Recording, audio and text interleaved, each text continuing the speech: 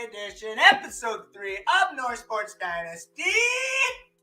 And I am your host, Andrew Fulbert of North Sports Dynasty, with rankings and statistics that at the end of the day, they don't matter. Yes, that's right, my statistics don't matter, much like every single one of Deshaun Watson's, accusers. At the end of the day, doesn't matter.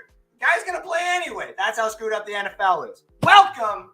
We are here, we are live, and we have many things to get to today. Before I tell you exactly what is going down today, we are going to get you to do one thing, which leads to 3 things: like, share, and follow North Sports Dynasty for your weekly rankings, your weekly talks, and of course, me, the friendly little Gingy from the north, who apparently we're under attack. I don't understand what's happening. We have no internet. I'm stealing this. I literally had to take a cord. I had to go outside. I had to cut into the ground cord, plug it in there, and now Russia is probably pissed off. Every single person to the north and to the south. But 36% of our economy right now has no internet. Except for me. So that's just it, ladies and gentlemen. I have all the internet here in Canada. Nobody else gets any of it. That's right. So we're going to use it today to talk about sports, and especially about the Buccaneers. So on the docket today, we're going to be talking about Rashaad White. Is he the future back for the Tampa Bay Buccaneers? Byron Leftwich, does he still have control about this offense? Is this actually his offense, or is Todd Bowles going to be like, I would like to be a offensive coordinator going forward now? The defense can be led by Levante David, if you ask me. I will get to that. But we're also going to be talking about some of the Washington Commander stuff going on today with yours own man of the South in Virginia, Sean Spencer of Let's Talk Football. We're going to get to him in a little bit. And of course, Zagnif Productions in the house too, with Mr. Fingers, Anthony Handy, talking about some SEC stuff going on today. So without further ado, let me find this other little video I have. There it is. Let's get into it with a little bit of Bucs Talk.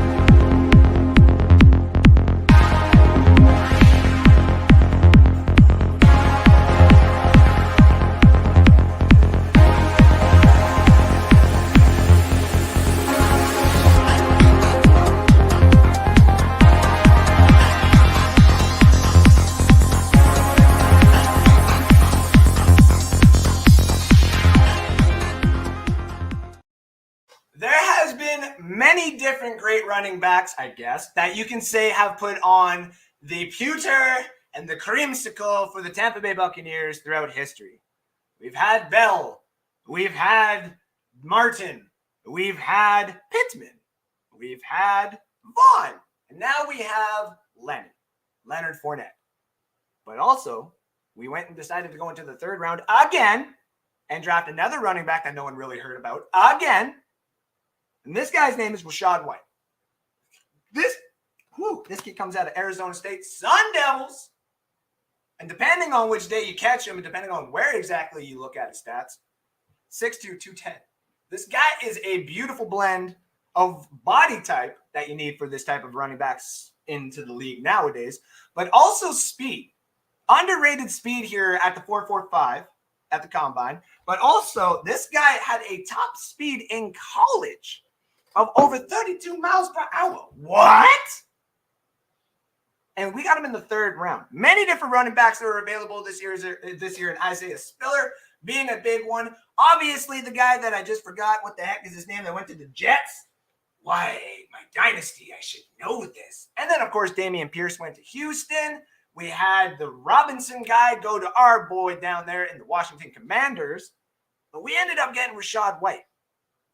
And the last time we did this, we got a guy named Ronald Jones. He was the end running back out of all the ones that everybody wanted in the draft. And we decided to put him into the scheme, put him into the system, and it kind of worked some games and kind of didn't work other games. Hence the reason we had to go and get Leonard Fournette.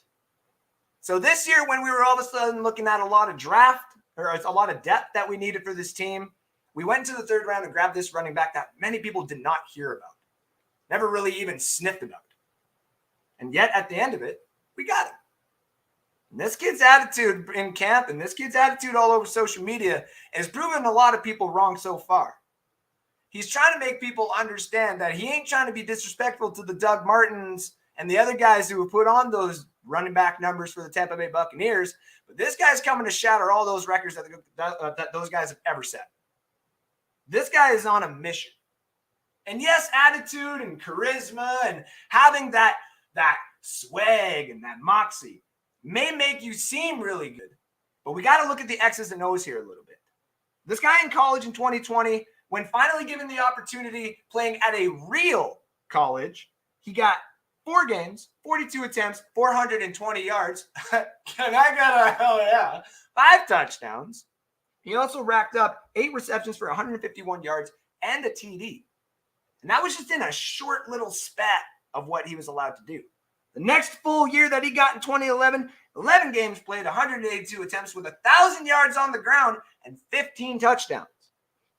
He backed it up with getting 43 receptions, 456 yards, and another TD. Basically showing that when you are giving him the bell cow role, put up 5.5 yards per.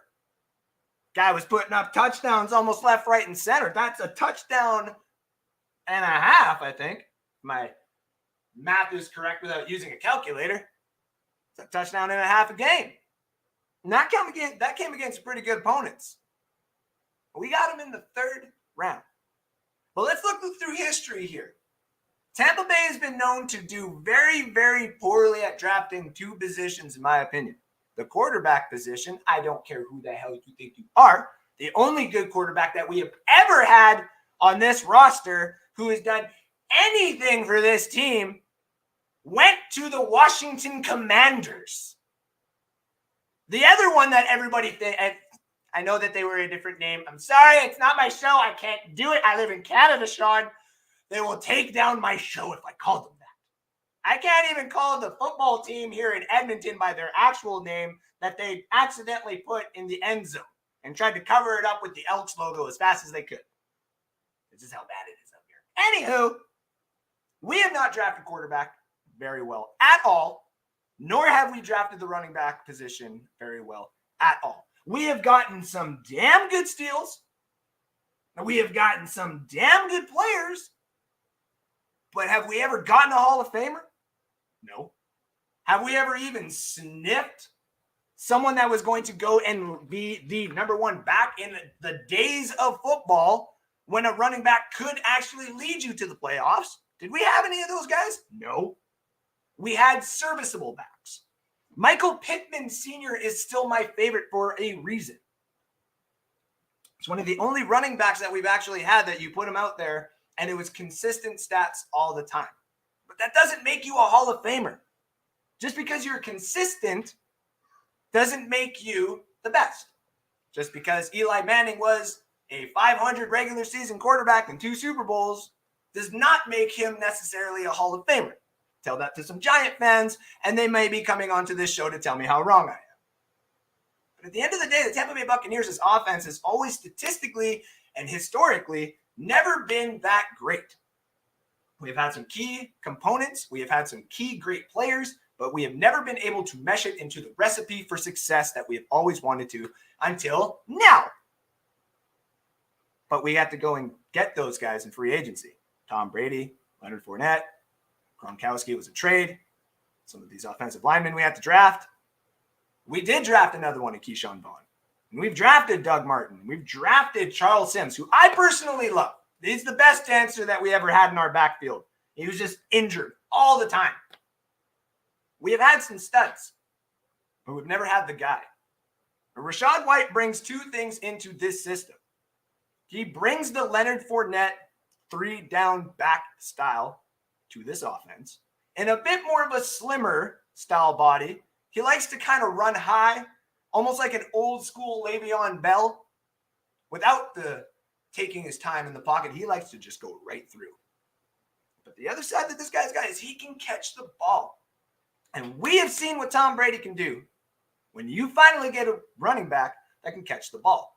Leonard Fournette took a while. There's reasons Leonard Fournette was benched. This guy's already coming in prepackaged mentally with catching the ball in the backfield. So what does this mean going forward? Does this mean that all of a sudden we have gotten the greatest steal in running back history? The guy, he hasn't even hit the field yet. But could he be? It's a high possibility. Because this year is going to give him the best opportunity to be around some of the best players ever. To see what it's like to be in a winning system. To see what it's like to be in a winning culture. To see what it's like to have nice open holes to get through. To see what it's like to not have all the defense staring at you because they got Mike Evans and Chris Godwin and Russell Gage. No more Gronk. But they got Cameron Brate there. Maybe they decide to let Leonard Fournette go out wide. Or they throw him in the slot. No one's going to give him the looks until at least week 7 or 8 when Tom Brady has fully utilized that rookie's ability. And the year after that, though, what happens? All of a sudden we have to go with the Blaine Gabbert or the Kyle Trask, or the inevitability that we go and we grab the new quarterback in the draft, hopefully the Kentucky kid. But what do we do? How is his development going to be into the future back that we have all desperately wanted here in Tampa? Well, to be honest with you, that's probably one of the best ways for him to do that, if you ask me. Leonard Fournette is not going to want to sit here after Tom Brady is gone and rebuild. There's a reason why his contract has been given some ways to get out if he really, truly wants to. When we have to go with either Blaine Gabbert or the rookie, or even if we do decide to go and make a trade and say this window is not over, we're going to keep winning Super Bowls. We're going to keep competing. We're going to keep doing everything that we said we wanted to do. He's still another piece for another Hall of Fame quarterback to utilize. So whether he's just getting 1 year with Tom Brady to be that Giovanni Bernard slot wide receiver, receiving back that we desperately really needed when he was injured, he's there. And then all of a sudden when Tom Brady is gone and we're holding up our third Super Bowl,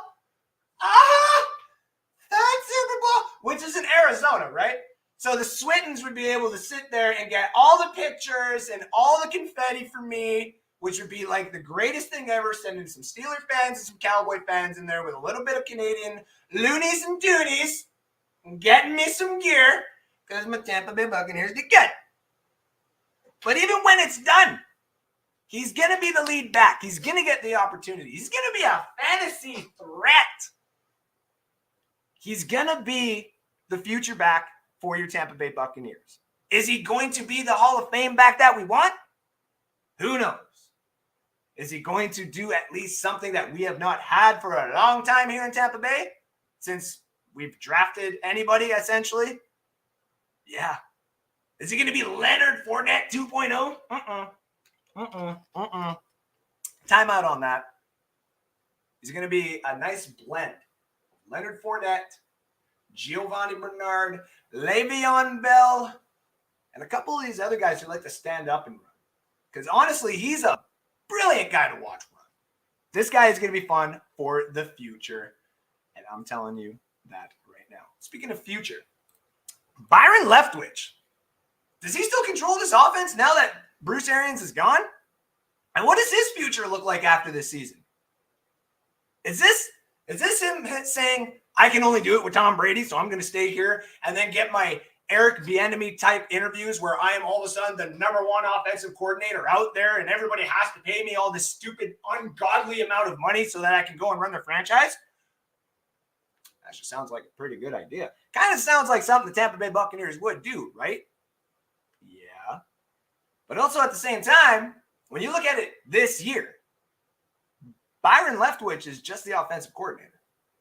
And Todd Bowles last year was just the defensive coordinator. And they actually had the big honcho in the middle to help decide certain things about in games. Now, we got to lean a little bit more defensive because Todd Bowles is that HC. So Byron Leftwich may not get the opportunity he wants to throw those deep balls, to essentially go and run the offense that he has always loved to. Because at the end of the day, Todd Bowles may not actually let him. this might be something where Todd Bowles, we've seen before in the way that he runs a team, he likes to run it. He likes to dummy down the receivers. He likes to put them in positions where it looks like they're going to get the ball, but all of a sudden that ball is coming out of the backfield with a running back, or even a quarterback. But Tom Brady ain't running the ball. I'm going to save that for next year. So what happens? Does Leftwich get the full capabilities and the full respect that he deserves for this offense? Why wouldn't he? Only because of Todd Bowles? Is Todd Bowles going to step in the way of success for the Tampa Bay Buccaneers for one season? Probably not. But here's where it becomes a little bit of a problem. These offensive coordinators that we've seen time and time again get these jobs for being the best and for having a basic, no risk it, no biscuit type of mentality to them. If I don't show what I can do with any type of quarterback, with any type of offense that's given to me, what am I to everybody else? Am I a good head coach? Am I just another placeholder for the inevitable 4-year rebuild, and then we get a bunch of good draft picks, and just when it's starting to look good, you're going to leave me out the door for a brand new young head coach? No, Byron Leftwich seems to be a little bit better than that, don't you think? So I can think of 4 teams right now, even though one of these teams just got their head coach, that after this year, if they don't have success, they would probably come knocking on the Tampa Bay Buccaneers' door, seeing what the offer were, maybe not necessarily the offer, but giving the offer for Byron Leftwich to be a head coach. Do you think Pete Carroll is going to last past this season? No. There's Seattle right there. Lovie Smith may also get that 1-year deal in Houston because they don't know how to keep head coaches in. And that's the less likely of the options I got here, but Houston's in there. Carolina? Hello? I mean, this guy almost was sniffing at the New Orleans Saints before they got their head coach. Don't you think all of a sudden the teams that are around you that you wouldn't want to go run them? Especially if they don't do anything with the Sam Darnold and PJ Tucker and what the heck is that guy's name from Cleveland? Oh, yeah, Baker Mayfield. That whole little crapshoot that's going on. You don't think that job wouldn't be available for him? You don't think that if Mr. Riverboat Ron doesn't do anything with a really good roster of the Washington Commanders, that all of a sudden, if for some odd reason Dan Snyder is kicked out or is even being looked like he's being kicked out, that it would look absolutely great that Byron Leftwich gets to come in there and start running things, a new type of face to the franchise to go alongside of either Sam Howell or a brand new quarterback that you would get in the draft. Do you not think that's another opportunity out there? So Tampa Bay Buccaneer fans, what do you want then? Do you want him to have this opportunity where he can absolutely go to any of these teams and do a very good job being their offensive coordinator / head coach? There needs to be a way in Tampa this season where Todd Bowles stays back almost like a defensive coordinator while still being the head coach. And I know how dumb that sounds to some of you old folks. I understand. To even some of you old folks or to younger folks. But he's got to almost take a step back. If you want the full success of this Tampa Bay Buccaneer squad, you cannot afford to step on Byron Leftwich's toes this year when you got the greatest quarterback of all time for only one more year. And I'd almost bet this entire shelf, there's a lot of money hiding technically within some combines and corners and stuff like that. It's very valuable and precious stuff to me. And I would wager all of it that Tom Brady's only playing one more year for the Tampa Bay Buccaneers. And you're going to tell Byron Leftwich to run the ball. You're going to say, I got 4 running backs. I would rather you utilize them this year if you wouldn't mind, please. No offense, and I'm sorry to swear like this. Motherfucker, you got Tom Brady. Utilize it until he even sniffs to look like Drew Noodle Arm Breeze there. You play him. You toss that ball to Mike Evans.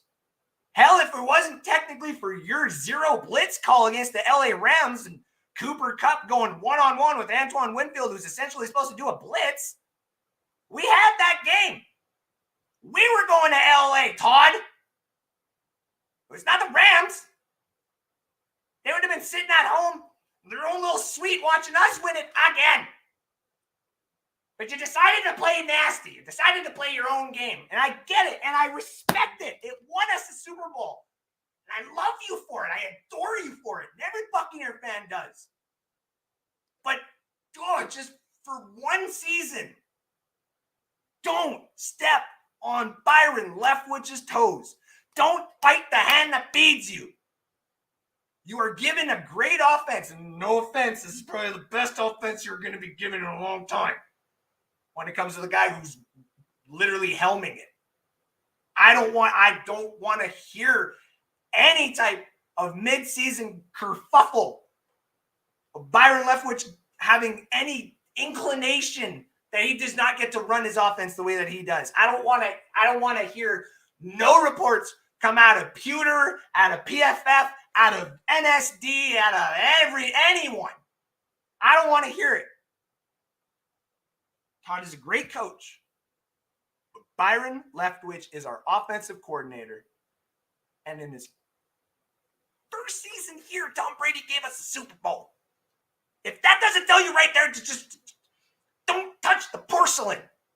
Leave the china alone. Go to the museum, you leave it alone. Don't touch it. It's beautiful. It's pretty. And if anything, we added to it. We gave it some more swag. We gave it a nice, beautiful stand to sit there and everyone can look at it with Russell Gage and some new tight ends and some offensive linemen. Okay? You've been given pieces for your defense. You got Akeem Nicks and Vita Vea who are hungry. Deal with that. Let Byron Leftwich be. So yes, at the end of the day, do I think Todd Bowles is going to let him? Oh yeah. Let him eat. I want to see 5,500 yards out of Tom Brady. I want to see Mike Evans score 3 touchdowns in one game on Rashaad Lattimore, and I want him to put up the deuces every time he does. I want one more year before we, as Buccaneer fans, go back into the time machine. We got 18 to 20 more years of us sucking. Like I'm going to have to watch the Lions win Super Bowls and the Falcons win Super Bowls in their Mean Machine outfits and the Commanders win before I even sniff playoffs again after this season, okay? Let Byron Leftwich be. Let his baby breathe. And with that, ladies and gentlemen, we're going to take a commercial before we bring in Let's Talk Football's very own Sean Spencer to get his take on maybe the whole Byron Leftwich maybe sniffing the Washington Commanders and what he thinks is going to happen with the Washington Commanders next year. With Carson Wentz, with this double running back system that, listen, if y'all love what Cleveland's doing, y'all about to hate what Washington's going to start doing. Let me tell you what. And then after we're done that, I brought a guy in here specifically to talk only the Florida Gators because it's the only team that I know of that exists in the SEC. It's the only team that literally is the SEC's. So Gator up, all you Seminole fans, get the heck out of here. We'll be right back. Sean Spencer, Let's Talk Football. Once I know where they're curved. There it is. Be right back.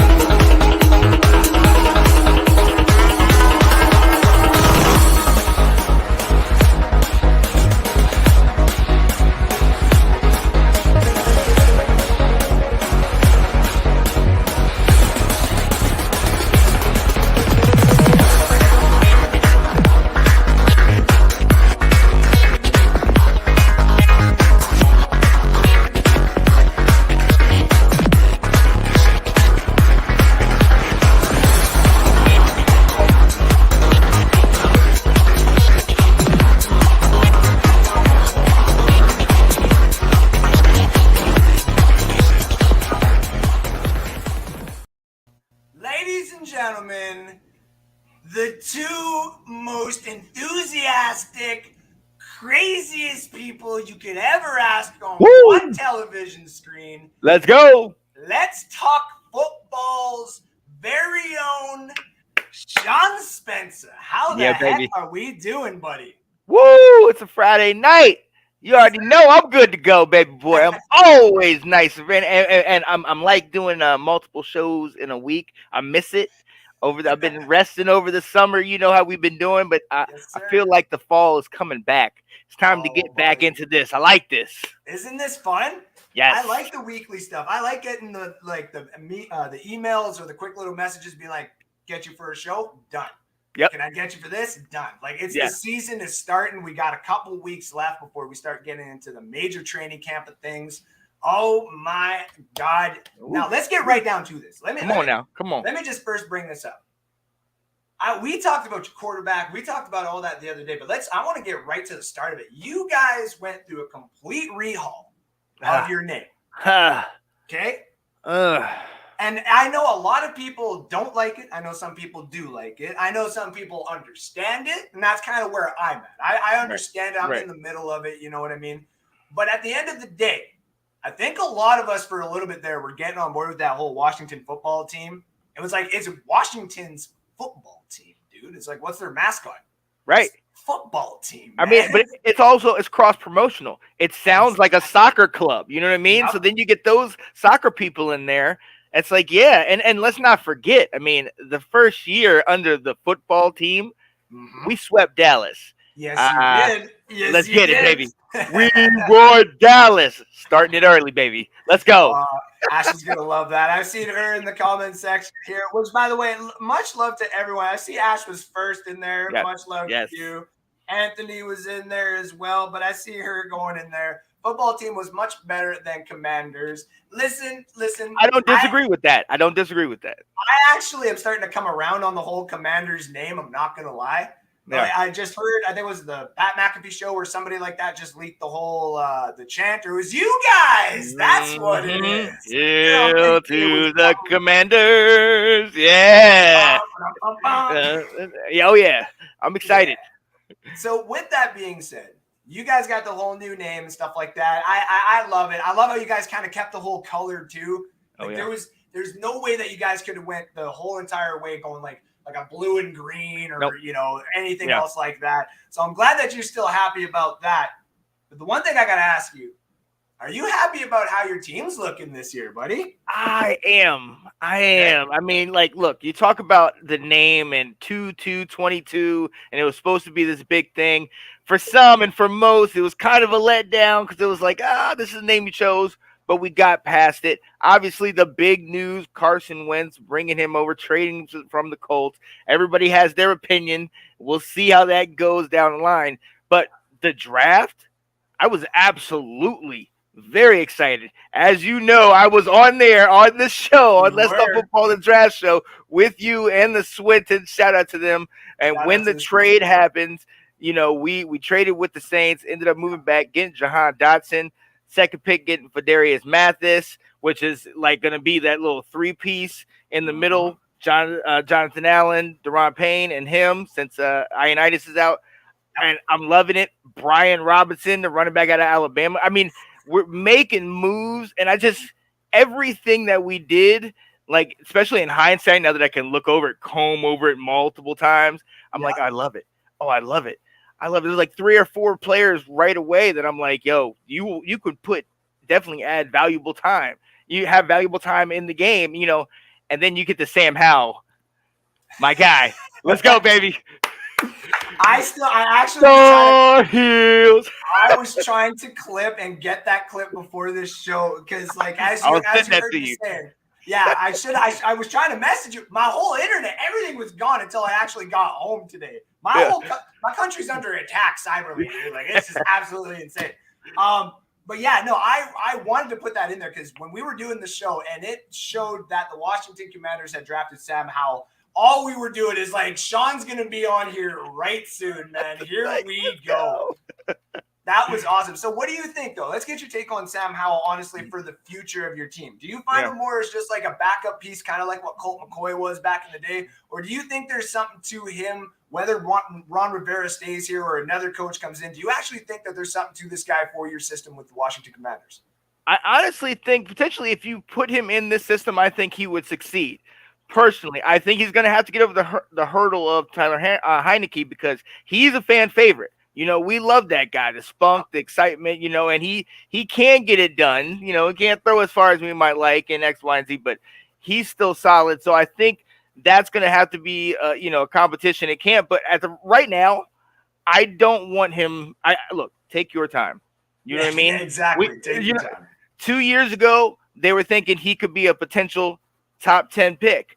He had 4 of his top guys come out with De'Ami Brown, Daz Newsome, Michael Carter, and the other guy, Javonte Williams. Yeah. Javonte Williams, Denver. All 4 of them had 1,000 yards that season before. He was amazing. Didn't have the best season this past year, but right now I'm like, get into the system. You have a couple guys from North Carolina in here with you. Just kind of get to knowing the guys, follow the path, see how this whole Wentz situation pans out. You know what I mean? And then kind of go from there. But me personally, if things pan out and Heineke leaves, yes, put him at number 2. Let's get him in there. And I think he'll be better than a Colt Brennan. I mean, maybe call me a Colt. You said Colt McCoy? Buddy, yeah. I was about to say. Saying Colt Brennan. I used to love Colt Brennan. R.I.P., man. I was glad we got him. Yeah, R.I.P. to Colt Brennan. He will forever be missed. But man, there's a name that I miss for sure. Oh yeah. Sorry to cut you off. Continue. But yeah, no. But Colt McCoy. I mean, I think he could be better. But if he is just a backup, that's fine. I'm so glad he's in the league. We got him. That was a dream moment. You know what I mean? Just to be like the guy that I wanted. We get him. Everything like that. But we'll see. But right now, it's just focus on Carson Wentz. Full steam ahead. Healthy. You have the weapons. I think, the more I think this is one of the most talented teams that he's ever been around. I'm like, look, once everything gets flowing, let's go. Terry is signed. Yep. Thank God. Oh, we were sweating. Some people in camp were talking about, well, get rid of him. Maybe you should trade him. I'm like, no, no. Trade Scary Terry? Like, are you kidding me? No. And I get it. Everybody, you see the Devontae Adams getting his deal, Christian Kirk getting his deal. These receivers all getting their money, and Scary Terry's kind of like, well, I'm pretty damn good. You guys need to pay me. And I'm just glad everything got done. 3 years, 71 mil, 28 guaranteed. Yep. Good. We're good. We locked you down. Now let's get to work. Damn right. Now, the one question before I move off of Sam Howell, you getting the Sam Howell jersey or what? Yes. Yeah. That's happening. Yeah, for sure. Even if he never sees the field, you're like, nah, I'm getting him the jersey. That's the one I've been talking about since he was a freshman. I was like, dude, if he stays, just stay on the East Coast, man. He did everything I needed to in college. He came right to us. It's happening. There we are. There we go. And see, everyone, as a Buccaneer fan, a lot of people had said that to me because I was all rooting back in the day when Vernon Hargreaves was about to get drafted. And I was like, yo, get the Florida kid who wants to be a Buccaneer. Man, I'm like, whoops. Maybe I shouldn't say that. But a couple quick shout-outs here. Kate Alyssa, shout-out to you, says, I would be sad to see Byron Leftwich if Byron Leftwich left. I agree. Speaking on that, I agree with that. That what you were saying earlier about him potentially coming to us. The thing, Rivera's kind of on the 3-4 year span. This time, if you don't get better than playoffs, you might be out. I like Leftwich. If he were to come over here, hopefully by that time we can weed out Dan Snyder and then get a clean slate. I would love that. And to be honest, I've always thought of Byron Leftwich, when he played, was what Doug Williams was supposed to be. You know what I mean? It's like he was really good. That's right. Thank you. I knew that was coming up. I always thought he was going to be like what Doug Williams was supposed to actually be. So it'd be kind of cool if Byron Leftwich went to that organization who had Doug Williams lead him to a couple of Super Bowls there, and who's had that, that culture and that, all this stuff in the background going on where you could be nah, let's put the brand new face to it. Let's just get this going and stuff like that. That'd be kind of cool, man. That would be dope. That would be dope. But look, that's why I kind of envy you guys. Cause look, you have that Doug Williams feel with you guys at Tampa, and then Todd Bowles, shout out to your coach. He was in that Super Bowl with Doug Williams for Washington. So you have that, he might, people talk about he's just going to be a run. But it's like, that's, he kind of has that winning mentality. So I'm excited about what y'all are doing. He needs to leave that offense alone. Like Ben says here, I love when you talk porcelain and museums to me, baby. Honestly, let's be real here, though. Like the Tampa Bay offense, like it's a damn museum right now. There's a bunch of these Hall of Famers literally walking in and out of that room every single day. So, and then I wanted to give a shout out to Anthony because he's going to be on here today. He says, "Hey, now you watch that Falcons talk." Yeah, I know. I got you and Alex. Kyle on me about the Falcons all the time. And it's because I saw Al Lick there. It says, Commanders still exist? Wow. And dude. I'm right here, baby. You're going to see more of me. Let's go. Now, I forgot his name. I had it written down. It's on the other page. What is your co-host's name there on the Washington show? Yo, my most dynamic partner, Miss Janae Struther. Yeah, Janae Struther. So you and Janae started out Let's Talk Football, right? Yes. And how long ago was that now?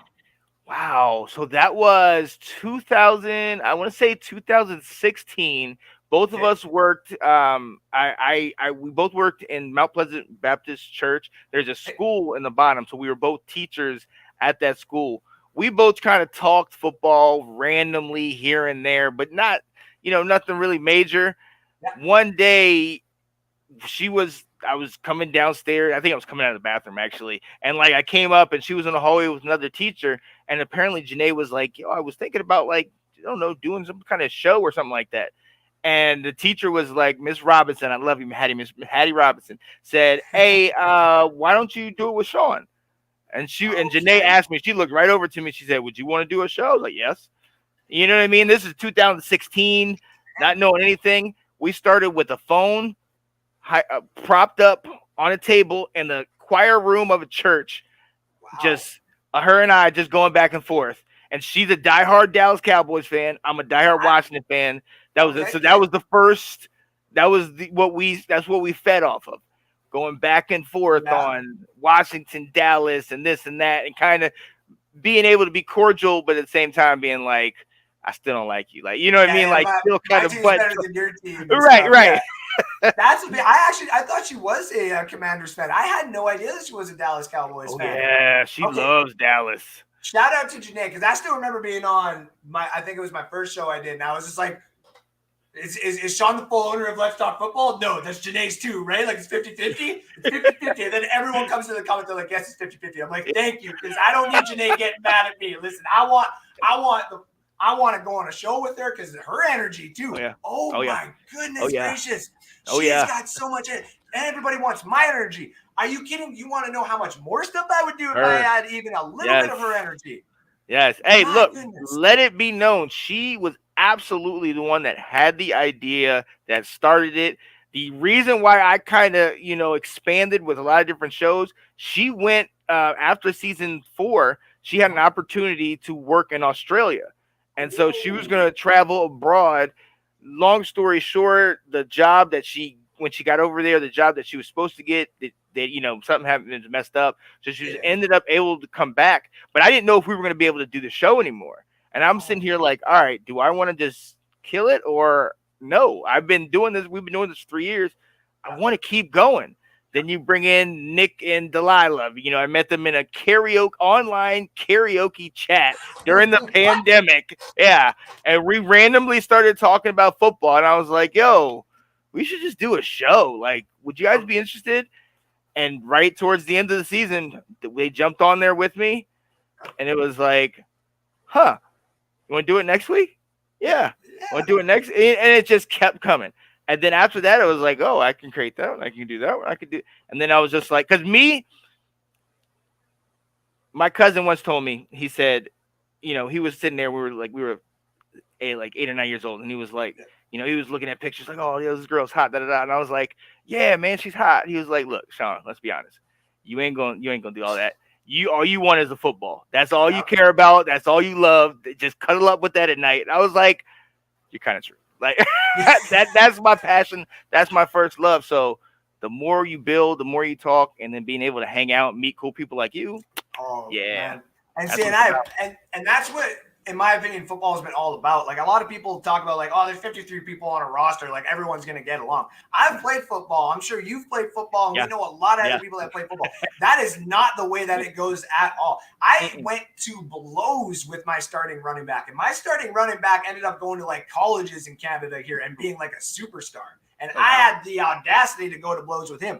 Not everybody likes each other necessarily on a football team. Absolutely. We have all played football, and the one thing that we all enjoy is talking this football, and that's the best part. Is I met you guys the same way through. Is Kyle came in to this group chat one time and goes, "Y'all got to pop on this show and just check it out. You got to see these guys, the way that they talk, and they talk about Atlanta here and there, but they actually talk about everything else going on." And he's a Commanders fan, and I'm like, kind of like what Alex said there too, and I was like, they exist, right? What's going on here? We still here, baby. Yeah, and so to be honest, this big group that you have had here has been one hell of a group. I gotta get the Swintons into a little bit more hockey, because it's killing me that they live right beside the Coyotes and they don't know a little bit about hockey. Like, right? Come on now, guys. And then the other thing I wanted to give a shout out to, I see Ben out there. Sydney's in there saying Commanders win the East. That's a little, and then of course Ash right after that says go away. But Commanders win the East. Let's go, Sid. Let's go. Now, do you honestly see that? So where do you see the Commanders basically finishing this season in regards to, like, the record? Do you see them actually going in hard for a playoff run? Like, what do you think's going in? I think it's going to be a 3-team race. I honestly do. I mean, as we know, the Commanders have the 32nd score schedule in the league. We start off with the daggone Detroit Lions. Shout out to Alex Loosemore. And we start off with the Jaguars. Now, I'm picking both of those teams to actually have an upstart year, but I'm thinking we should handle those two games and, start early, do well.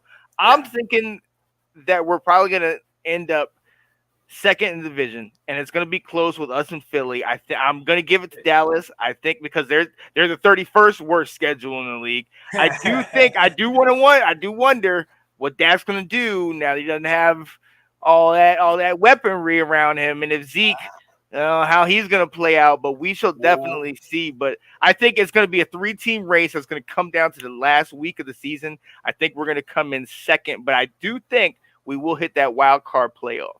I think it's going to happen. Yeah. I'm going to clip that, because I've been the one saying too, there's like 4 teams that everyone's not necessarily talking about that could easily grab that wild card spot. Washington is definitely up there who can be grabbing that wild card spot. Yeah. I got to say this here. I got a couple comments that I wanted to get to as well. Janae's knows what's up. # we them boys. Oh, gotta give it. She dropped in Janae's name. I had to. Dallas. We want Dallas. And then Colin Pastio, I hope I got that right, says, What up, baby? Up, fellas? Thank you for tuning in to NSD. It's good to see you. And then, of course, Kate says, I do hockey. Do you do hockey, Sean?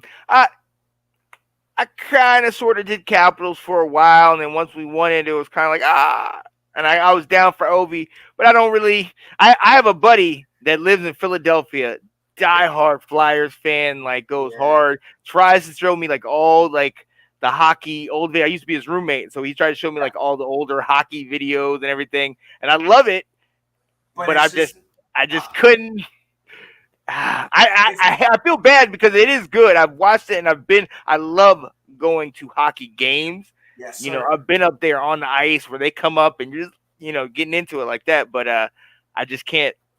I don't have the capacity to keep follow that as well as everything else. See, I love it though. For me, like, because I grew up in Canada, so I never played hockey. I grew up in the one province too that, like, it's almost like growing up in Texas. It's like, hey, you grew up in Texas. You're playing football, and you're probably playing baseball too. Like, right. Right.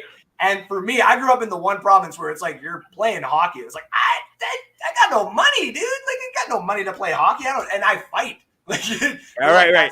That's why you play hockey. And I'm like, right. no, I don't know. It's not the way I want to play hockey.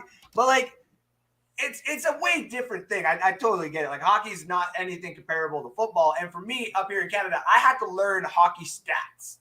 Right off the bat, because I knew way too much about football. And I'm trying to talk football with everybody, and they're like, nah, dude, nah, you got to talk hockey. And I'm like, all right, fine, Red Wings. And they're like, excuse me? And I'm like, Red Wings, because your Maple Leafs suck. I don't want to hear about it. So, speaking of don't want to hear about it, though, Last question before I get you out of here, and then we're going to get Anthony Handy on, Mr. Fingers, for some SEC talk. Mr. Fingers, baby. And before I get this last question, everybody that's out there right now, like and share and follow not only NSD, baby, but I'm going to need you to do me a solid and like Let's Talk Football, ladies and gentlemen, right there. Find that logo, find those words. Oh, yeah. Go subscribe, go like, go share it around and tell everybody where it's at because they've been doing amazing things all over. They got shows almost every day, ladies and gentlemen. Oh, yeah. Oh, yeah. So you got to check that out. Now, check this out. You got RG3's book coming out here soon, right? A lot of details about coming out about, obviously, the Dan Snyder and his injury and this, that, and everything else. Do you think that that is going to be any type of overshadowment for this season for the Commanders? Or do you think this is just going to be something more towards the ownership and the players don't really have to worry about that? Or do you have any sense that it might kind of correlate to any type of drama in the season? What do you think? I think, depending on what's in there, because remember, he was going to put the book out before, and then all of a sudden he pulled it back, and he was like, oh, never mind. And then now he's going to do it again. So for me, it's kind of a spurned lover thing. He's trying to keep being relevant, kind of coming after certain people, and it's kind of like, bro, do it if you're going to do it. But I think unless there's something really a major bombshell that can really incriminate Dan Snyder, who evidently is Teflon Dan. Like he's even going up against the House committee and kind of like, I can't show up for this. I'm not even going to do that. I'm on a yacht, dude. Like, right. What are you talking about? So I'm like, I don't really think many people are going to care about it. People like us are going to talk about it, and then we're going to look this fall at RG3 on the college football, shows and whatnot and previews, and like you're still, whatever, man. Okay. That 1 year though, Andrew, that 1 year, it was a magical year. That was a magical year, dude. I don't care what anyone says. I was a Washington football fan, whatever you want to call it. No, we were Redskins at that point. Yeah, and I was a fan. I love, dude. Some of his jerseys that he had were so dirty and so torn up. The guy was playing real football, and he's like, I'm gonna show you that you can have a running quarterback in this league, whether you put me in the system or not. Yeah, dude, that was beautiful, man. You know what else was beautiful? Your beautiful face being on this show. You, man. Dude, tell everybody where they can find you at, brother.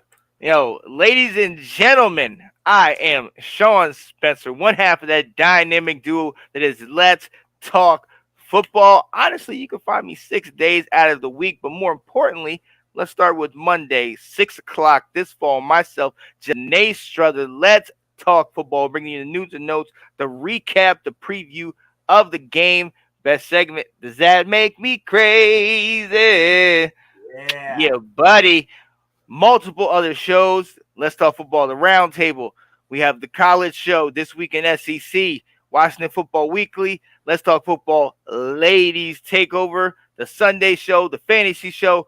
We're coming to you every single day because, honestly, we like to talk football. And if you saw our group chats, you would understand what I'm talking about, man. And we're fully represented. And we're just trying to sit over here and do things like this guy right here, Mr. Andrew Faubert. Y'all doing big things, baby. We try to be like you, baby. That's all it is. I'm trying to be like you, baby. Come on now.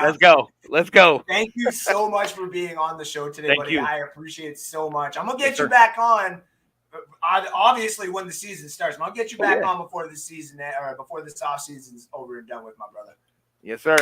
Thank you so much again, buddy. I'm going to talk to you after the show, okay? Yes, sir. See you then, buddy. All right, ladies and gentlemen. That was Sean Spencer. This guy, man, if it wasn't for this guy, I don't even know if I'd be doing this show. This guy's enthusiasm, basically, I was like, this is basically screaming at me through the phone, telling me, like, bro, I don't know why you are not doing a show. Get your emotional ass off of the chair and just do it. And, like, honestly, maybe one of those days I'll actually post that message that he sent me, because that was between his message and a couple other messages I got. That was all it really took. And I was like, yo, that's it. Let's rebrand this. Put the damn money back into this. Let's get a couple of little logos up and stuff like that. Like, come on now. Look at these logos that I made here. Look at this. Look at that. Oh, what? I did not. Oh, cool. Wait, let me take it. What? Look at that. I have no business doing anything like that. So, all right, let's get this back into the way it's supposed to be. Like, share, follow NSD, but also, ladies and gentlemen, as he was talking, like and share and follow Let's Talk Football all over the place. Subscribe to it, especially on YouTube. We're trying to get our YouTube pages up there a little bit, ladies and gentlemen. And I got giveaways coming up here. Got NSD shirts, some stickers. For you Buccaneer fans, I might have a Mike Allstott mini helmet giveaway coming up at the end of this year. Oh, what? That's right. All right, speaking of giveaways, what a hell of a transition. That's right. I'm good. Speaking of giveaways, we're going to be talking some SEC here with Mr. Fingers in a little bit. But before we get to Mr. Fingers, I got a little bit of something that I need to show y'all. I'm not sponsored, but I do have something you need to see here by a good friend of ours at Zagnif Productions.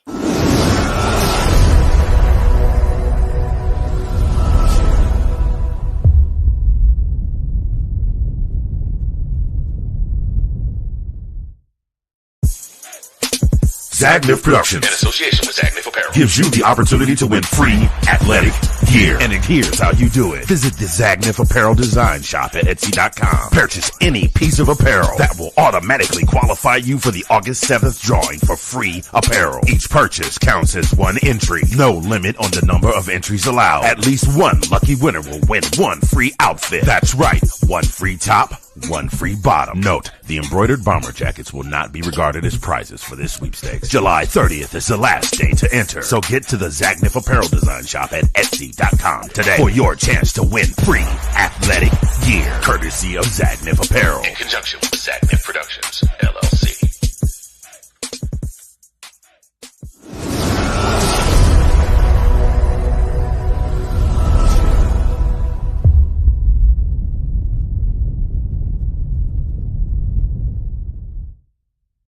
And now, joined with me, ladies and gentlemen, is the man, the myth, the legend himself, Mr. Anthony Handy, a.k.a.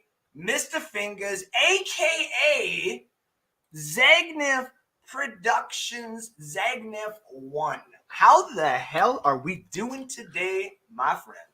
My man, how are you doing, brother? How are you doing? I'm good. I'm good. I'm happy to be here.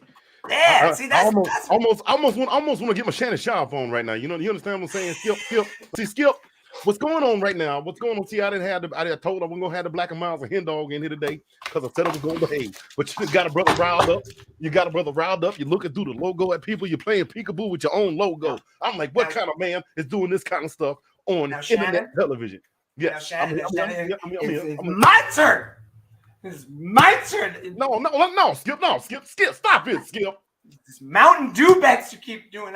I'm not losing this anymore. I'm 4'2". I want to dance with you anyway. You're not gonna sit here. You're not gonna sit in that chair right there across from me and tell me the 6'9", 240 pounds, Akron, Ohio is not the absolute GOAT of NBA basketball. You're just not gonna do it. Okay, I'm back. What's up, man? Wait, that last little bit, I ain't gonna do it. You had that perfect Shannon Sharp right there. I went to school with Shannon. Oh, dude, I'm so glad we got to do this. Thank you for being on here, buddy. Hey, man, look, man, I'm hyped. The backstory: if you missed the last North Sports Dynasty show, I may or may not have gotten a message saying, "Would you like to come on the Saturday show and talk about some Atlanta Falcons?" I was like, "Bro, let's go, let's go." Flash forward 3 days later, like SpongeBob, 3 days later, I get a text at like 11 o'clock on Friday. I'm working. I'm sitting at my desk working. I get a text, bro, you ready to go, man? I was like, wait, that's today?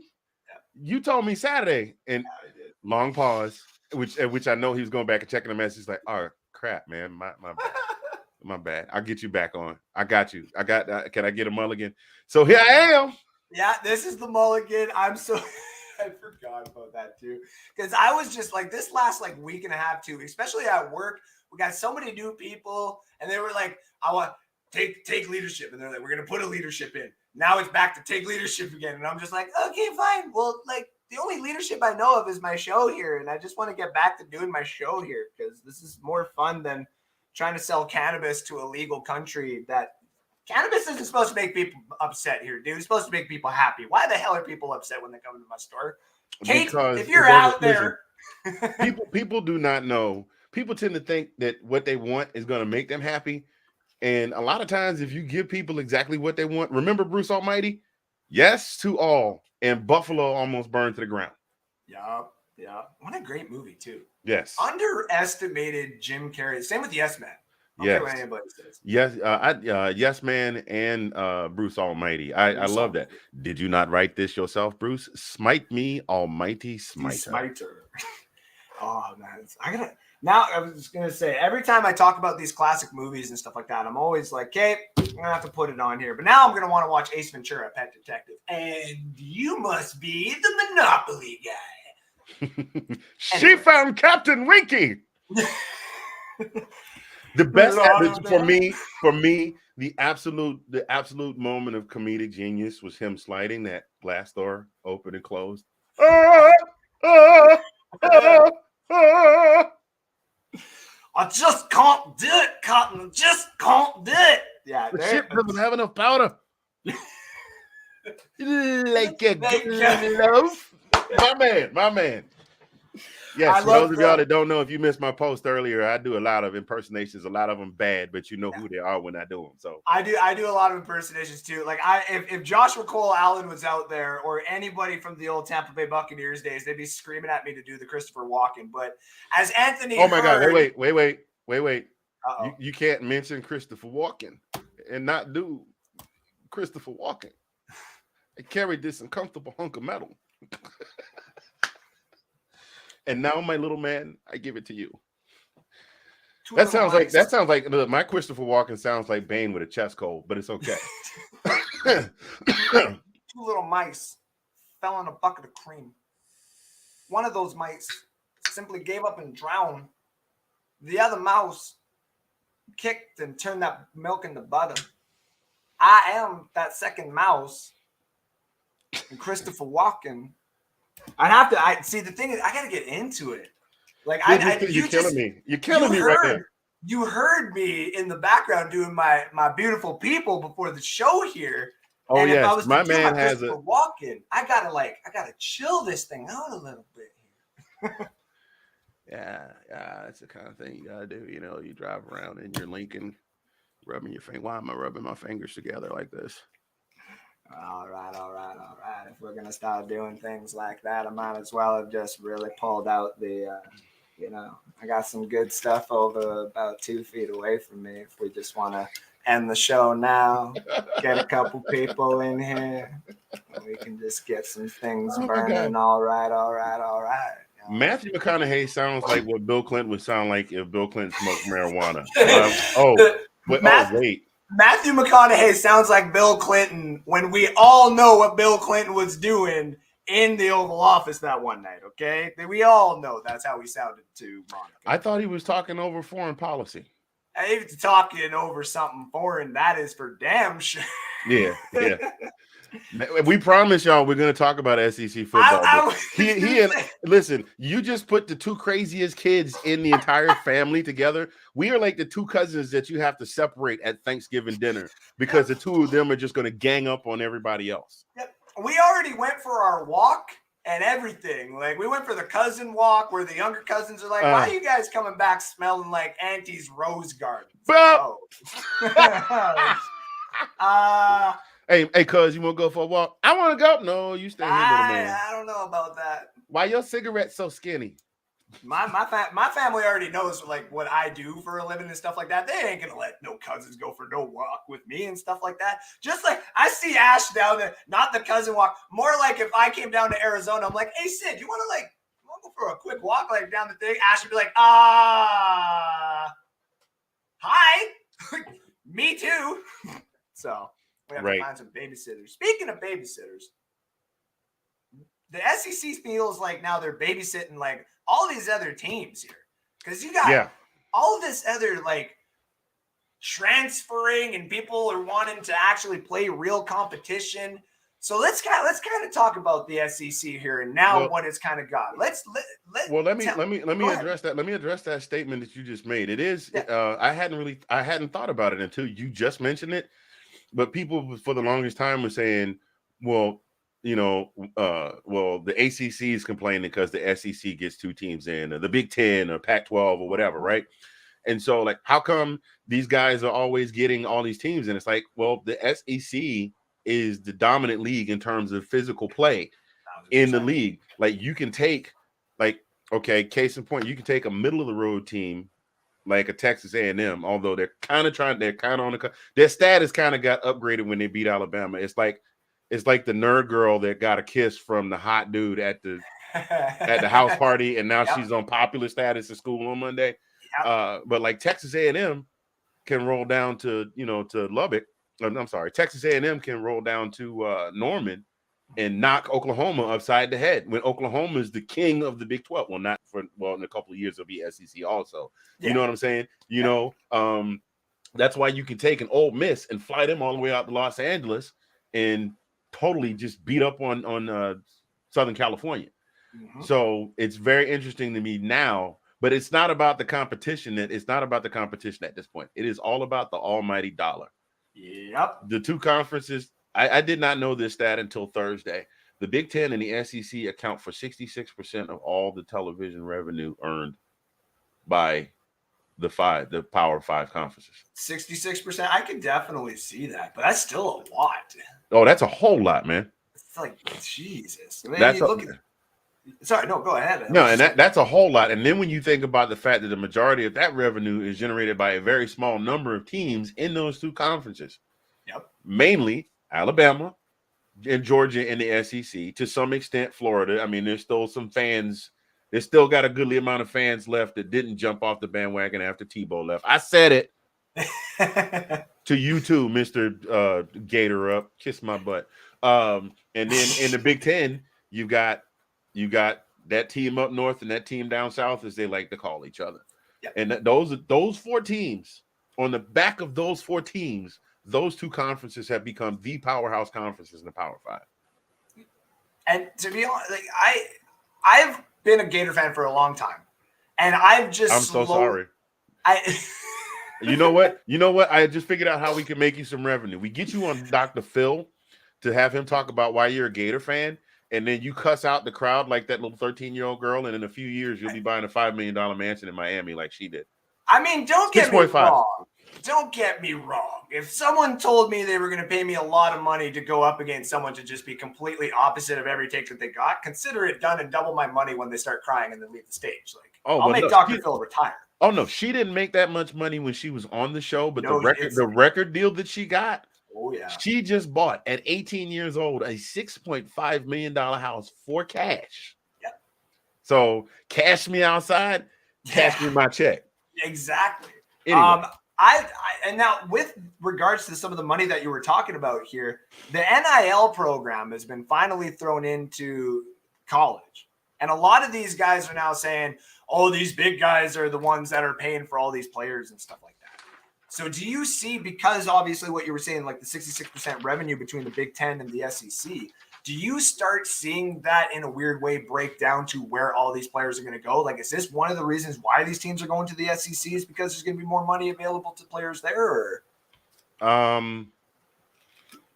I don't know. I can't necessarily say that. And the reason that I say that, and Colin and I, shout out to Colin Pashew, my co-host on This Week in SEC Football. I see you there, Colin. There. He's got a long list of names. He is the brother from another mother, the sexy mother Hubbard, the ace of base, in the place, in your face. I'm very happy to be here. Colin P from the DMV. I had to throw that I'm very happy to be here part in there. I got to do that because in the face, it's my favorite part of the game. I can't really say it's conference based, because right now the biggest NIL deal that's on the table is in the ACC at Miami. Jalen Rashaad, $9.5 million. 9.5. Wow. Okay, so wait. Well, let's be real. It would have been at Florida Mm-hmm. Okay. It would have been at Florida. Florida offered him 11.5, and he decided to go to Miami. Yeah, right. Exactly. Remember Where is his money? Boosters? It is the boosters, eh? Yeah, I mean, with the NIL, because the NCAA, essentially what happened is that, they took the whole thing to the Supreme Court. The Supreme Court said the kids have the right to make money off their name, image, and likeness, but they left it up to the NCAA to come up with the guidelines.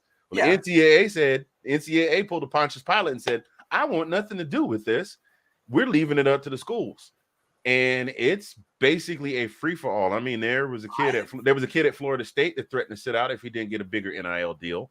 That's where you start crossing the line, in my opinion. Right. Well, $9.5 million. They didn't just cross the line.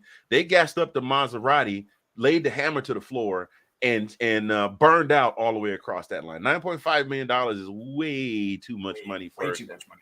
I mean, especially he's making more money. He's making more money than the coach. He makes in his deal right now. Yeah. That deal right now is worth 1 year of Nick Saban's salary. 1,000%. Not only that, like up until only recently, that would have been $8 million. Would have been like your 15 to 20, no, even like your top 10 pick. Only up until recently. This is a kid who has not played a single down of college football that is making money than some of the top tier skill players that don't get to, because all the money goes. Where does all the money go in the NFL? Quarterbacks, wide receivers, and then the defensive players. Like, you got to tear your body up for 5 or 6 years, like Aaron Donald, to get a supermax deal. But the defensive players get the deals, the left tackles get the deals, and then everybody else just kind of, eventually, if you play long enough, you'll get over 7 figures. But he's making more money than some guys that have been in the league for 2 and 3 years. And that's what I'm saying? That's where I'm at. Like, some of these guys, like, just to throw like just a random name out there. Like, I'll even go back to 2002 when the Bucs won the Super Bowl, and you look at the Super Bowl MVP being Dexter Jackson. Dexter Jackson only made a couple $1 million at the very least, and is a Super Bowl MVP. And in comparison, obviously, you add the increase of cash through the years and stuff like that, probably only would have still made $8 or $9 million. And we're saying a Super Bowl MVP is going to be almost making the same amount of money in his entire career to a guy just about to start college. That's insane. Well, even let me take it even further for you. Mm-hmm. This kid who has yet to play it down, and here's the kicker. He's not even playing this year. He's in the same class with Arch Manning. This is for 2023.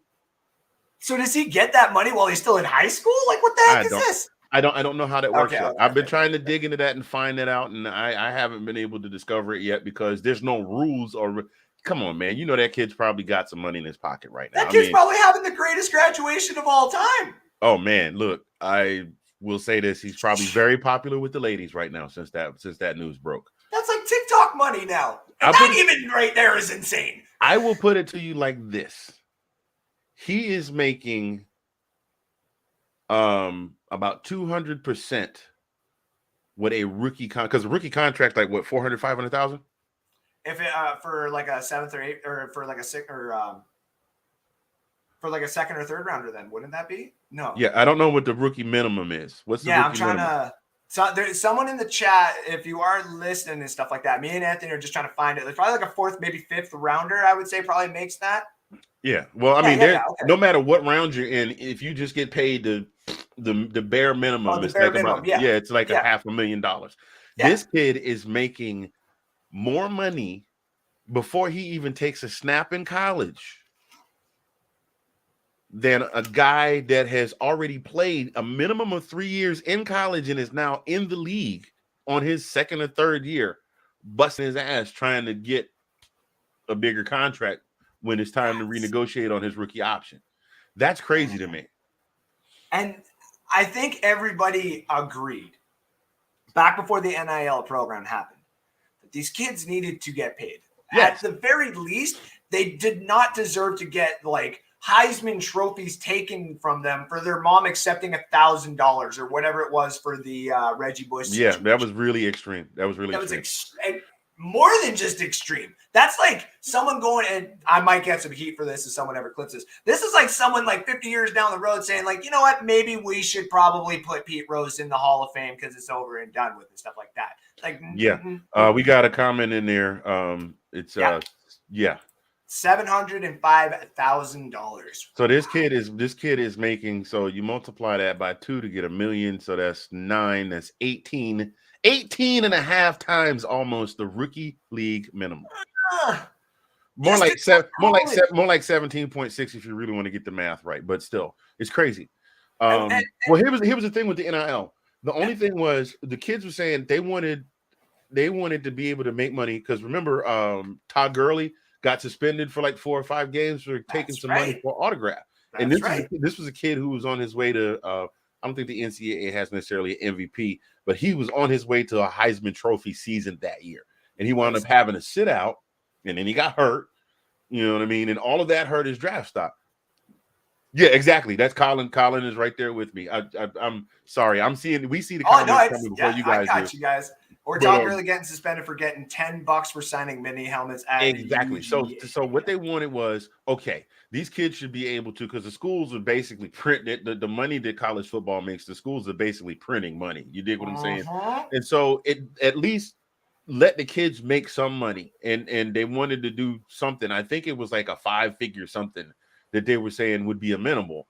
But when the Supreme Court turned it over to the NCAA and the NCAA turned it over to the schools, and the booster said, hey, I can just openly come out and have a guy hand you a contract instead of me having a guy meet you at a Bob's Burger place with a paper bag. And the thing is I think we all kind of thought what it was going to be was the first kid to ever make $1 million in college was going to be someone, say, like Arch Manning. You know what I mean? Right. That's what we kind of were expecting it to be, is a slow transition into what some of these kids should get. You should, in my opinion, and I know that the whole world has changed and, everything's a little bit more expensive and this, that, and everything else. But at the end of the day, kids should not be getting millions and millions of dollars until they fully deserve it. And a lot of people may turn around and say, well, how do you decipher what kid deserves, especially when it comes to athletes and athletics and stuff?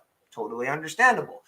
But at the end of the day, in college, before the kid has even touched the field in football, because this is something with regards to life, you got to keep working at something in order to earn things. And if you want to get that next stage of money, the superstar money and stuff like that, you got to get to be a superstar. You got to sell jerseys. And when you do it in college and you go and you put your name, like what Reggie Bush did for USC and what Tim Tebow did for my Gators, and someone eventually will do for the Georgia Bulldogs. No, I'm just kidding. I'm sorry. What who did for what? What who did for what? You mean the guy with the shoe polish under his eyes? The one that was crying on the sideline. You're damn right he was crying on the sideline. I'm not saying I'm biased or anything. I'm not saying I'm biased or anything at all. I'm sorry, my head is so sweaty. I'm getting a little. It's so warm in here. Anyway. No, I gotta give props where props is due. He didn't pan out in the NFL, but he was one electrifying college player. 1,000%. I mean, we can name off a few of them too. He picked the wrong damn school. Him and Emmitt Smith both. I could not stand. The reason I don't hate Emmitt Smith as a person. I've never met the man. He seems like a really nice guy. I mean, he won Dancing with the Stars, for crying out loud, with that tight ass shirt and vest on. Yes, he did. Yeah, he did. Yeah. Looking like Mr. T was going. You know how corny that was when Mr. T would show up and flex and his sleeves would pop off on the 18th. Yeah. But I don't even know why I got these damn sleeves on. I ain't got time for no jibber jabber fool. Hand me the football. There we go with the impersonation again. I know we're gonna. The only reason that I hated Emmitt Smith is because Emmitt Smith was at the University of Florida when I was a freshman at the University of Georgia, and the year that I went to the University of Georgia was the first year they had the college football program without Vince Dooley because he had just retired, and the program sucked, and we got embarrassed by Florida that year.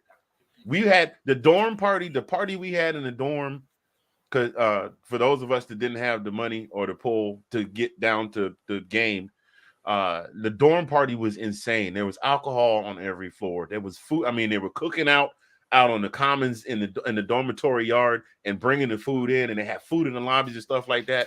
And by about halfway through the second quarter, people were just like, "Yeah, I'm gonna go to the gym." It was that bad. And it just continued to be that bad. And I was at school with that was Rodney Hampton. I was at school with Rodney Hampton. I went to school with two professional NFL athletes. My freshman year, I shared an ROTC class with Rodney Hampton of the New York Giants. And from the time I transferred to Savannah State, I won't say why, but it might have had something to do with my grades. I transferred to Savannah State. And while I was at Savannah State, there was this kid from some small town in Georgia that I had never heard of, loudmouth. That all I knew was there was this big loudmouth swole dude that was in the student center every day playing pool, talking. Go ahead and shoot that A-ball. You know you're gonna miss it. It's gonna fall in the hole. See, no, I told you was gonna miss it. So I had an opportunity to see both of them up close and personal. But anyway, I digress. We talking SEC football. So yeah, the NIL deals are crazy, man. The NIL deals are out of control. And the whole intent was just to get them a couple of dollars. And yes, I mean, and now the question is that a door that you can close? I don't think so. Because now, like, even for me, I've always joked with my fiance when it comes to my son. I'm like, I don't care what anyone says. I just want him to be a kicker. It's what you got, one job: kick the ball through the damn thing. You don't have to throw it and do like a slant 33 right snake 88 dive on a halfback screen or anything crazy like that. You got to kick it from the left hash, the right hash, or the middle of the damn field. That's where you kick it from. And those guys make good money, and the only part of their body that gets a lot of wear and tear is the kicking leg. Yep. And I can tell you right now, as a person who was a kicker for when I played for my high school, and I'm not going to sit here and state that I was anywhere near being the best kicker. I still got one of my extra points by kicking it. It went off of one of the blockers' helmets and up through the uprights. Like that ball had no business going in whatsoever. You almost got a double doink and went. I also remember the easiest one I ever could have had, like an actual field goal in game from the 3-yard on the left, like my kick and everything. And I shanked that thing left. And I still to this day don't know how I did it. Everything was out, Dan. The hold was perfect. I would never the holder probably actually plays for like some soccer team in Switzerland right now. He was really good. But but I'm gonna tell you right now though, I did hit a 53-yarder in a game. Oh, very nice. And that is still the highlight of, I'd say, well, besides I was a defensive end and I was a really quick little guy, but I wasn't anything big. And I put a couple of quarterbacks down on their ass. But that 53-yard field goal, when I hit that thing, I was just watching it go, and I'm like, oh shit, that's in. That's it. Oh, that's why you see kickers celebrate when they kick those long kicks. Mm-hmm. I'm looking for a man named Ray Finkel and a clean pair of underpants. Oh man, I've seen so many Ray Finkel jerseys up here in Canada too, like signed and everything, and I'm just like, I got to get me a couple of those. Yeah. So listen. Yeah. The SEC this year is going to be, in the words of the late great Keith Jackson, it's going to be another barn burner, man. Mm-hmm. You've got the returning champions in the Georgia Bulldogs, and a lot of people are saying they're going to take a step back. I actually agree that I think they're going to take a step back defensively. I don't think it's going to be as big as everyone says. And they're going to have to make some adjustments. I think they're going to try and continue to work with what Dan Lanning had in place, but now he's gone to Oregon. And they got some good starters coming back, man. Oh, stop with the comments with their little footballs. We're not doing this Ace Ventura. 53-yarder, my man. Thank you. And then I see that they're little footballs. My man, Colin, always instigating. Well, babe, can you ask me one of my CFL balls? But so and the NFL too. I think that and the offense is really. I think the offense is really going to have a nice little come up. I mean, looking at what we got coming in this year, I mean, we got the number 1 tight end in NCAA football and Brock Bowers returning. That's right, you guys do. I forgot about him. What tight end has almost 1,000-yard season receiving in college? Trey McBride was the closest one I've seen in a long time, and the only reason Trey never hit it is because he was triple covered half the time.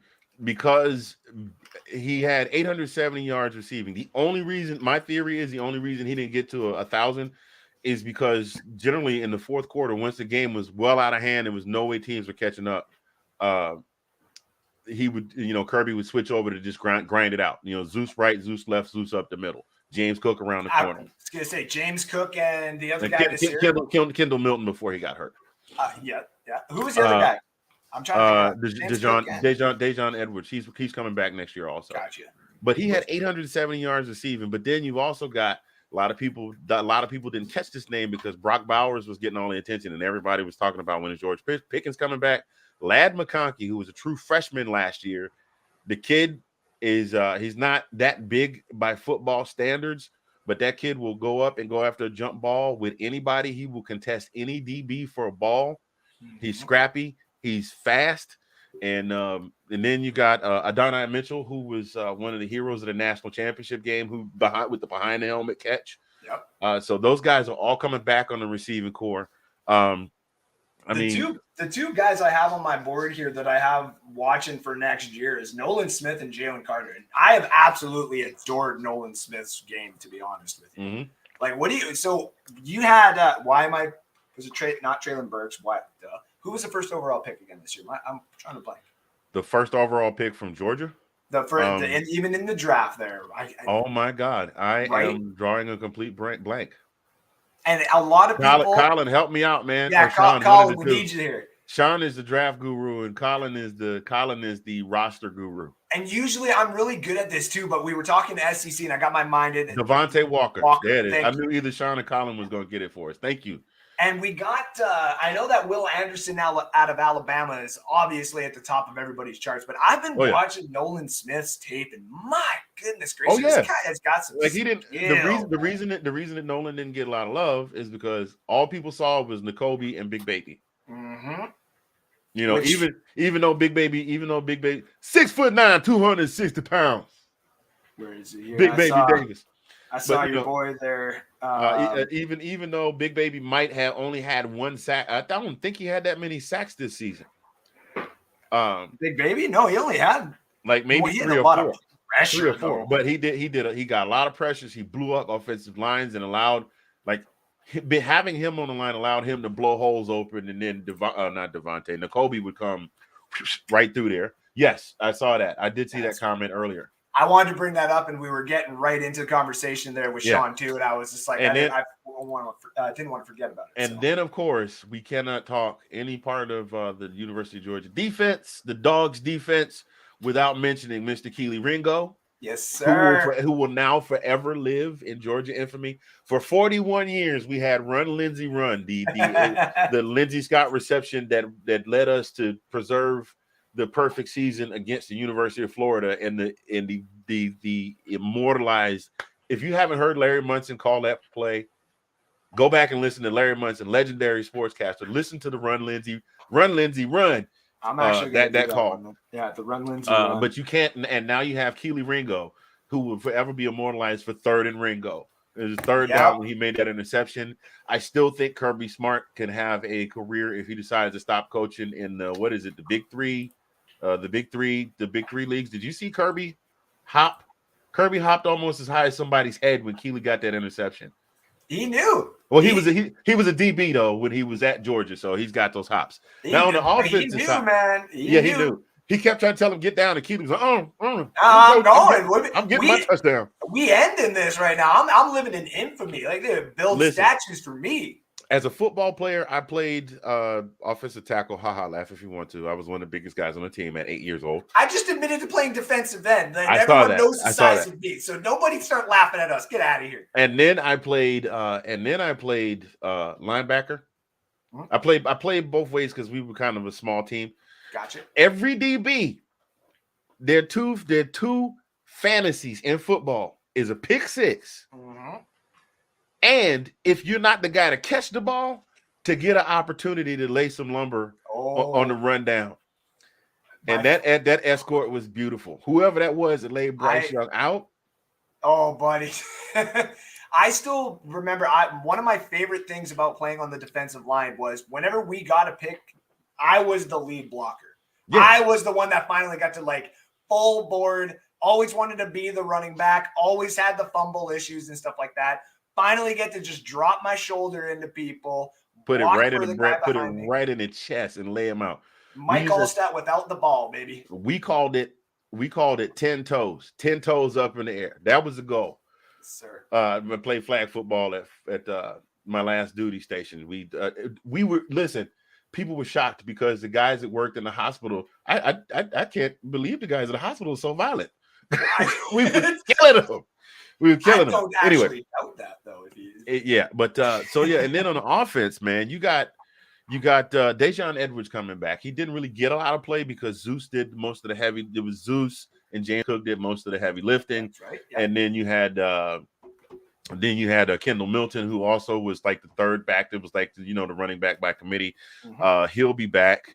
Dejon Edwards had 44 carries for 215 yards and 3 touchdowns. Kendall Milton, before he got hurt, had 264 yards and 1 touchdown.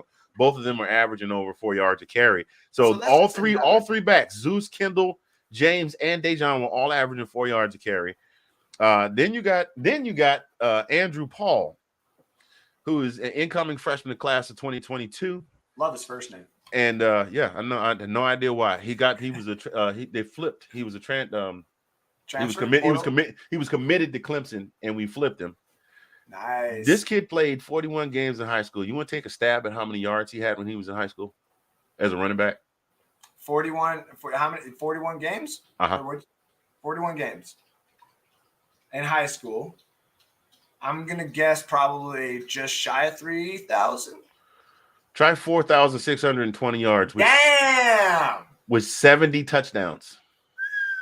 With a 7.4 yard per carry average. Damn. He's 5'10", 202. He's small, he's quick, he's elusive, and apparently he's fast as hell. I couldn't find a 40 time for him anywhere. He's coming out of Texas, but he probably, you know what it is? He probably played 7-man ball. Well, and kind of a nice little transition. I was going to say, because I see your buddy here says, I was getting to him. Robinson. Yeah. I was getting to him. I was saving him for last. But I wanted to give you that stat just to let you chew on that for a minute. 4,620 yards. That's ridiculous, dude. That's absolutely ridiculous. That is an MVP season in the NFL. 1,000%. I would love to see somebody score like 35 touchdowns themselves in the NFL. That would be absolutely fantastic. Yeah.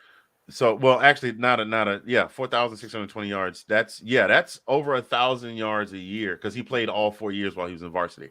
Now, the other guy that's coming in is Branson Robinson. He's out of Missouri. He's 2'10", 225. Only played 25 games because they had a COVID shortened. His freshman year was shortened by COVID, and then they only played 4 games the following year. Okay. But even still, in those 25 games, he ran for 2,200 yards and 29 TDs, and he had an 8.2 yards per carry average, and he's clocking 4.49. 4.49. 4.49, and he is built like a brick outhouse. So he's got like the same type of speed that I was talking about earlier with Rashaad White. Rashaad White's kind of more like a tall, lenient back at the Buccaneers drafted there. Yeah. He ran a 4.45, and even I was just like, damn. Yeah, like this. So this kid, Branson Robinson, if he had played the same amount of games, probably would have had these same crazy stats. But he only played 20. At first, I was like, that's not a lot. And then I realized he'd played 25 games. So the running back room is full in Athens. And then, of course, at quarterback, the fans are very unhappy that Stetson's coming back. But I think Stetson, as long as he doesn't get inside his own head and start believing his own hype, will be okay. As long as he doesn't go Johnny Manziel on us, he'll be okay. Oh, but I don't think anyone's ever going to go full Johnny Manziel. Can you imagine if the NIL program existed when Johnny was playing football? I don't even want to think about it. Johnny might not be with us anymore. Johnny would drink himself before he even got drafted. He'd be like, I don't even care where you draft me, guys. Then you just get out of here. Yeah. So Stetson's coming back, and even though he's not a world beater, he's very efficient. He has the ability to in-game. I mean, he might get a little frustrated with a mistake, but he'll go right back out there. I mean, after he had that bad first series in the when he whatever that was, the incomplete pass that they ruled was a fumble. Oh, okay, yeah. In the first quarter, he came right back and turned around and right there down Mitchell. Yeah. Not in the same sequence, but he pulled it all back together. And then in the backup room, we've got Carson Beck. Yeah. And we got Brock Vandergriff. Okay. But then there's also incoming freshman Gunnar Stockton. Now he's someone that I've kind of heard a little bit about there. Gunner and Brock Vandergriff used to play against each other. They played in the same school district. Gunner is supposedly head and shoulders, stats and skills wise over Brock. Okay. And chances are pretty good. The rumor mill is that Brock is gonna Gunner's gonna come in. Gunner's gonna come in and he's gonna supersede Brock and maybe Carson. And if Carson doesn't get a whole lot of playing time, he's gonna transfer out because I think either this year or next year is his last season. So he may transfer. He may transfer out before the season starts. Yeah, he might. He doesn't probably want to start competing when you got like two possible guys in the room with you and stuff like that, right? And I anticipate that Brock may do the same. Also, he might wind up transferring to either a smaller SEC program with a shaky quarterback program, or maybe even a Power 5, because you got Gunner coming in, and there's another kid supposedly coming in a year behind that. But but this is Stetson's last year. Yeah. And if things follow the way that, things follow the way that they have been following with Gunner's performance, Gunner is more than likely going to be the heir apparent to be under center in 2023. So speaking of transferring, because I wanted to do a quick little transition to Texas here before I get you out of here. This Okay. Quinnen Ewers, right? Is that how you say his name? Yeah. Quinnen Ewers. Now that this whole Arch Manning thing is kind of going on in a couple years here, do you see Quinnen actually fully staying in Texas, like to play out the rest, or do you see him hitting that transfer again? No, I absolutely not, because he was at Ohio State, got beat up by C.J. Stroud. Yep. And he wound up transferring to Texas because their quarterback transferred out. And didn't look like anybody was coming in. Well, guess what? Now Arch is coming in. Now, here's the thing. Yep. Quinn is playing this year. Yes, he is. Arch is not coming until next year. Exactly. If Arch comes in and it looks like Arch is going to get the job, I look for Quinn to transfer out. I just hope he doesn't turn into another Tate Martell story. Oh yeah, just like keep going to all these different programs, right? Irony, Tate Martell was also at Ohio State, and he was superseded by Justin Fields when Justin transferred out of Georgia. Ooh. And then he wound up transferring to UNLV, and then had disciplinary problems and wound up getting dismissed from the team, and then tried to play in some Arena League knockoff and didn't make that team, and then made a big announcement that he was retiring from football. Oh yeah, that's when you make the announcement of retiring, right? Yeah. Right. So one other player I did want to talk about with Texas there, since we were kind of talking to running backs there, and his last name is Robinson there. Bijan Robinson. What this guy, he looks like Saquon Barkley in a Texas jersey when I watch him in his highlight films right now, man. He's a very talented running back.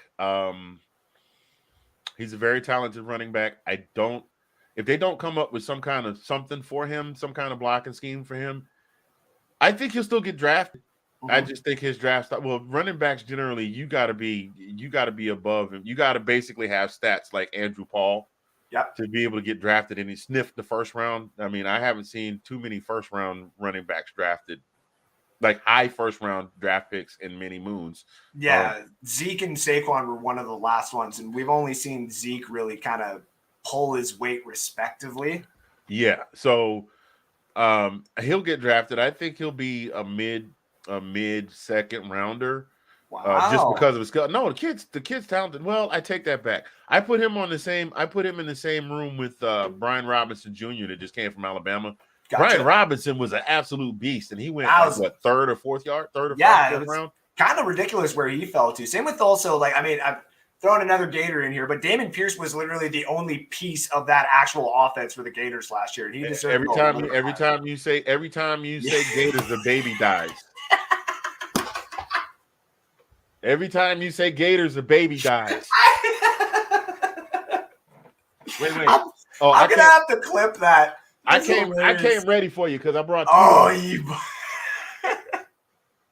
gonna have to pull it. I got most of my Florida gear over there. I'm gonna have to pull it out here for when I'm on the show with you. Oh, again. You know what? You just gave me an idea for a show. You know, the cocktail party is coming in October. That's true. That's true. Hey, buddy. I see you. We're going to have you. Me and Colin going to have you on this weekend SEC football. Oh, and Colin, I literally got these just for you. I just wanted to show you something. This right here is your NFL football. Look at that. Look at that beautiful thing.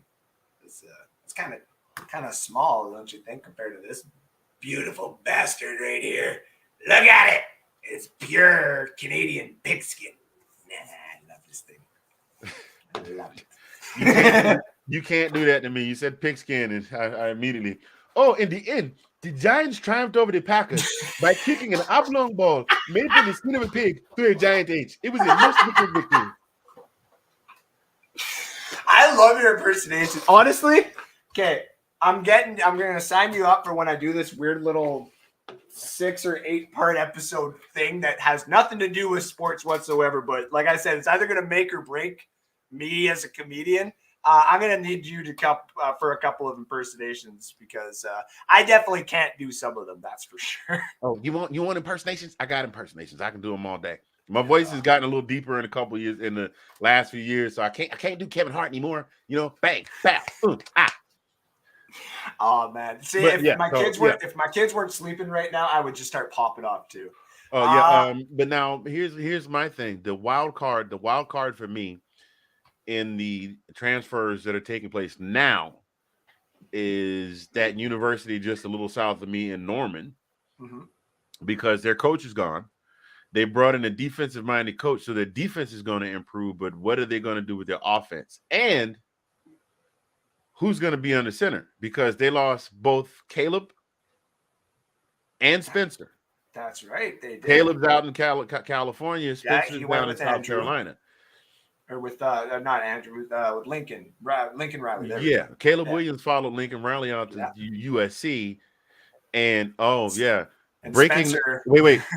breaking news. Former Oklahoma coach Lincoln Riley, now coach of the University of Southern California, in the wake of USC's announcement to transfer to the Big Ten, has announced that he will be coaching at Coastal Carolina. Aww. No, San Jose State. I actually really like San Jose State. Now it's just like he got the thing. It's almost like everybody says he ran from wanting to compete against the SEC, which is why he went out to California. Well, now he's going to play against the SEC's little brother. He's got to play Michigan. Yep. He's got to play with Michigan State. He's got to play Ohio State. Sorry, Kate, cover your ears. I meant to give you the thing to. Yeah, Kate, cover your ears. Yeah, earmuffs. Earmuffs. So I don't know, but anyway, that's going to be the wild card, because if they don't, if they don't do something with that, their offense is going to struggle. I can guarantee you the defense is going to show much improvement, though. Now, way too early predictions for the conference. I don't care what anybody says. I think Georgia repeats as the champions in the East. I kind of do too. So that's I definitely think Alabama repeats as champions in the West. I mean, there's Ole Miss. The one team that was going to contend, Ole Miss, Matt Corral is gone. The other team that had a shot at contending, Texas A&M, we don't know what they're going to do. Although Jimbo may just get them fired up enough to knock Alabama around a little bit. That's true. Yeah. But you know that every year that Nick has lost, he comes back with a vengeance. Yeah, so I'm definitely looking for a rematch of this past January's SEC championship. Okay. The reason that I call that is because Georgia has it's kind of a timeline thing.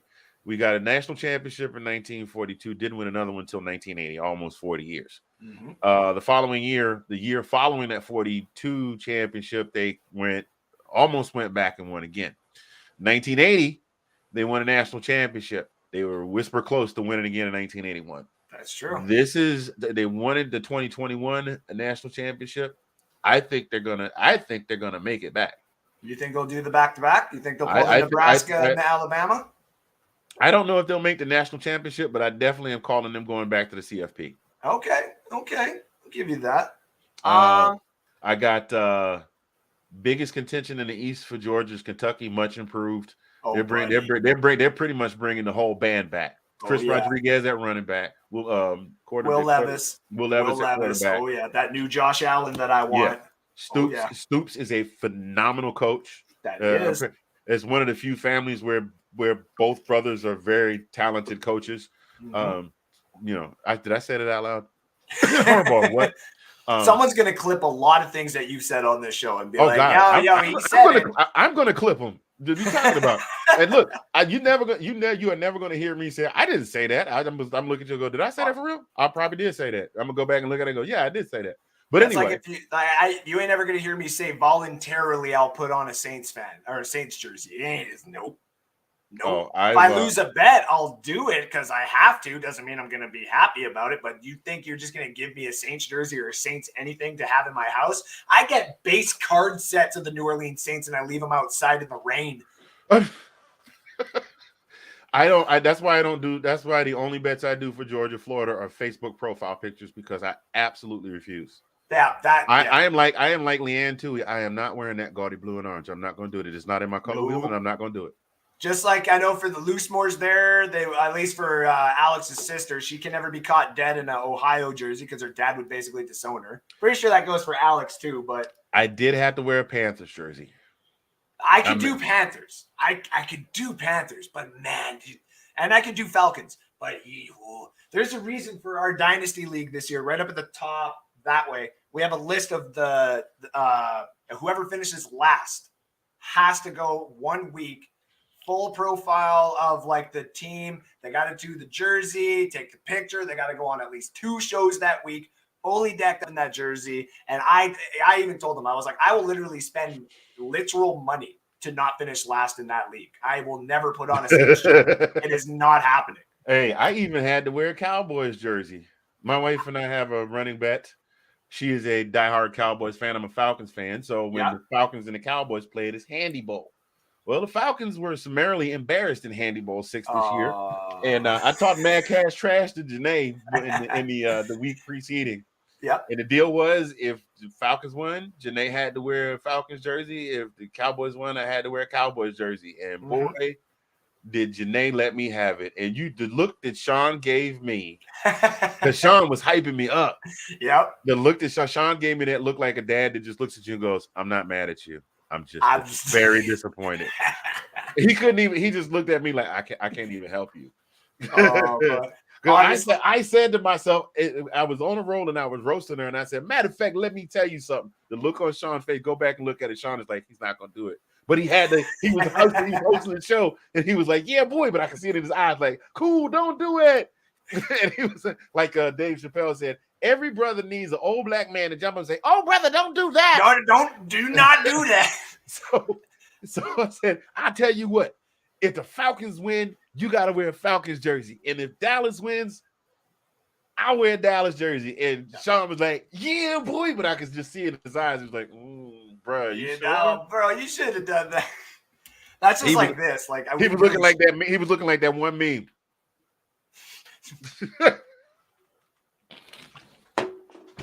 I see. Oh, man. All right. Yeah. Anthony. Sir. I'm going to have to get you out of here. Yeah. Because I am running into pretty lady time now, actually. Okay. She's sitting there so she even, yeah. Oh, yeah. You were at the pre-show. I know you were at the pre-show. Yeah. So, yes. I'm not going to take up your pretty lady time. Oh, no, it's all good. I want to thank you for having me on, sir. It's been a pleasure. Ever since the first time I peeped you, I was like, I got to get on the show with this dude. And it was exactly what we thought. Now, what I want to do is a show where we're not talking sports, so we just cut up, but we'll get into that another time. Oh, yeah. But, thank you for having me on. Thank you for running an ad, bro. Appreciate you. Dude, no problem. I'm going to run one more time right after you leave here. And then I'm going to obviously end the show here with a couple other quick things and stuff like that. But obviously, tell everybody, and thank you again for being here, obviously. Now that it's actually the date that you're supposed to be here. Yes. Or I asked you to be here because we were successfully able to coordinate. I don't necessarily know if that's successful, but I coordinated something. So yeah. Tell everybody where they can find you, my friend. Oh man. There's a partner of mine that says he's worth the Google.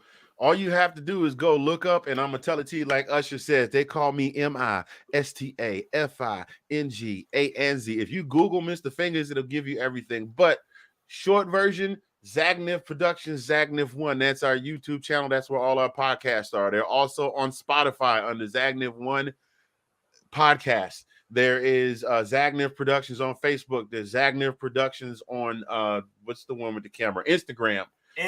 I'm telling on myself. I'm found. Oh, what's the one with the camera, baby? It looked like a box with a circle in it.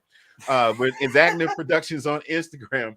We also have our live stream Zagnif live stream page where we share all of the friends and of the LTF family, where we share their podcasts. And then I have my own personal entertainment page, Mr. Fingers Music and Entertainment, for your finest in memes and the occasional Mr. Fingers doing some bad impersonations and some throwback videos of me at karaoke and playing the piano at the piano bar up in Baltimore and all that good stuff. So yeah, that way you can find me at. Yeah, thank you again for being here, my brother. I will see you in the group chat as always. Yes, sir. And I will see you again one of these weeks. Like I said to Sean, I'm going to get both of you guys on here before the season starts up again. And, of course, when the season starts.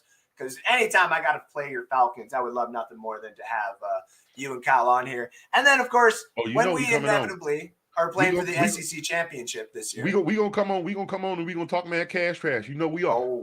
Oh, buddy, I'm just saying. You're not gonna sign in that. You're not gonna listen. Anthony Richardson is going to run all over that UG defense. I'm gonna tell 3 cases of Mountain Dew on it, and you know it. I'm gonna tell you right now. Listen, Shaquille O'Neal, you need to be quiet. You just need to be quiet because the Florida Gators are terrible. That's all it is. They're terrible, and you kiss my backside if you don't like it. Then you ain't got nothing to say about it. Well, Chuck, I'm just saying we got to get out the show. Andrew's got stuff to do. I got a Papa John's pizza in the oven. I got to get in my Buick and go get it. I don't know what my ox keep doing what they're doing, but I got to go. I'll talk to you later. Anyway.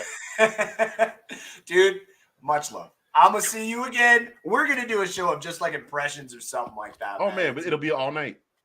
Zagnif Productions. I'm going to get them out of here with this, ladies and Dogs! Gentlemen. Yeah, go Dogs, go Dogs.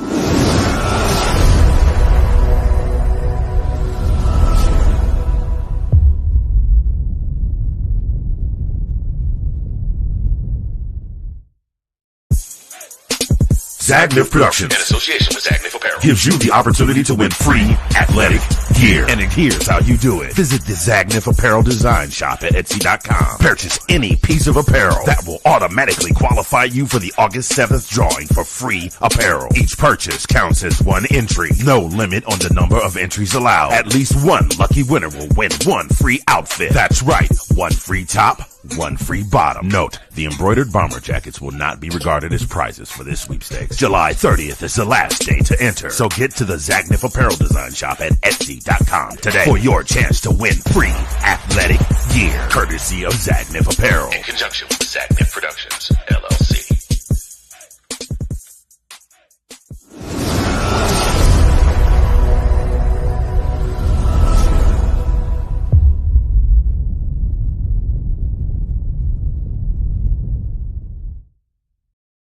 And we're back, ladies and gentlemen, to wrap up the show.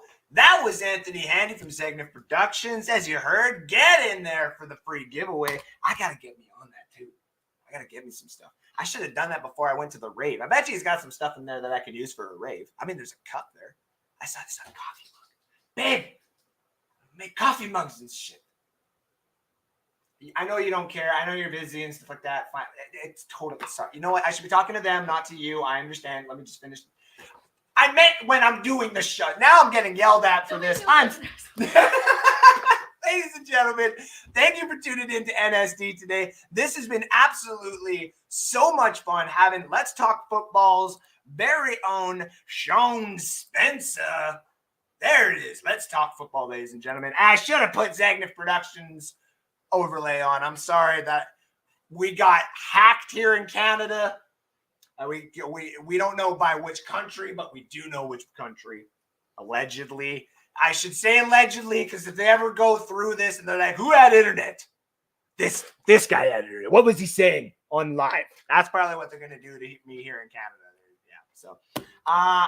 So if you don't see it from me, you know what happened. No, I'm just kidding.